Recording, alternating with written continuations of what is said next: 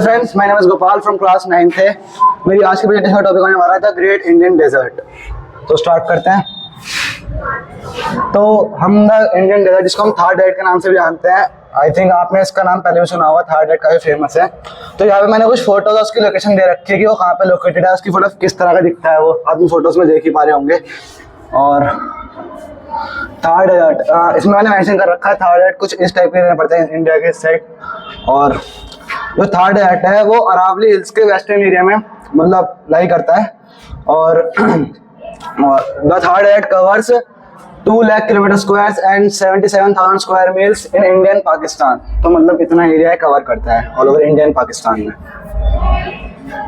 Area of the Thar desert, how can the sand dunes in the desert, क्या how can the sand dunes created in the desert? Sand dunes are created when wind deposits sands on top of each other until a small mound start to form. तो आप ये sand dunes देख पा रहे होंगे जो कि रेगिस्तान में बनते हैं। तो जब रेगिस्तान में हवा चलती है तेज तेज, तो उसकी वजह से ये sand dunes क्रिएट होते हैं। The region receives low rainfall below 150 mm. Streams appear during the rainy season and never reach sea. तो इस रीजन में मतलब बहुत ज्यादा गर्मी रहती है और काफी मतलब वार्म टाइप का रीजन है इसका।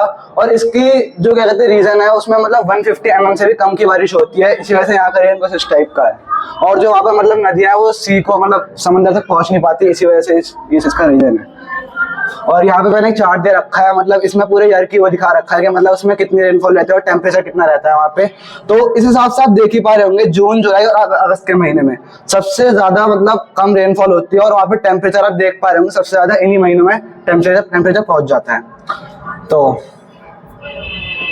What is the reason for this type of climate in the Thar Desert? अब थार डेजर्ट में इस टाइप के क्या कहते हैं, इस टाइप के क्लाइमेट का क्या रीजन है, तो हम देखते हैं। द लूनी रिवर, मुझे लगता है आप लोगों ने इस रिवर का नाम पहले सुना हो या ना सुना हो। तो ये लूनी रिवर है, थार डेजर्ट में ही मतलब पड़ती है। और क्या कहते हैं, जो उसका वेजिटेशन कवर है मतलब काफी कम है। और यहाँ पे मैंने मेंशन कर रखा है लूनी रिवर को भी, जिसके हिसाब से देख ही पा रहे होंगे कि मतलब अगर एक जगह है वहां पे सिर्फ एक ही रिवर है जाके वहाँ के वाटर सोर्सेज को कंप्लीट कर रही है। तो इस हिसाब से समझ ही पा रहे होंगे क्या कहते हैं, मतलब वहाँ के वाटर की पूरी सोर्स पहुंच नहीं पाती, इस वजह से काफी गर्म क्लाइमेट रह जाता है। बारचंस, अब एक और जरूरी टॉपिक निकल के आता है कि जो यार ये क्या हो रहा है, ये जो बारचंस हैं मतलब ये भी सैंड ड्यून्स की तरह ही होते हैं। ये एक और इम्पोर्टेंट टॉपिक है इस थार डेजर्ट वाले टॉपिक का। तो barchans, what is the barchans? Barchans are primarily crescent shaped and sand dunes that are likely to shift while facing the wind and intensity from the particular direction. अब आप ये देख ही पा रहे होंगे, आपको एक नॉर्मल सैंड ड्यून लग रहा होगा, पर ये एक बारचन है। एक्चुअली इसकी पहचान कैसे होती है, तो आपको यहाँ पे शेप दिख रही होगी एक हाफ मून की तरह।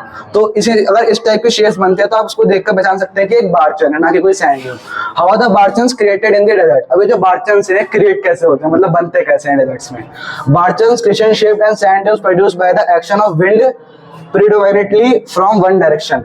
जब किसी एक डायरेक्शन से कंटिन्यूसली विंड चलती है और क्या कहते हैं वो किसी एक पर्टिकुलर जगह पे इकट्ठा होती है, तो उस हिसाब से बारचन्स बनते हैं, जिनकी मतलब उनकी शेप कुछ इस तरह की हो जाती है। Thanks everyone for giving valuable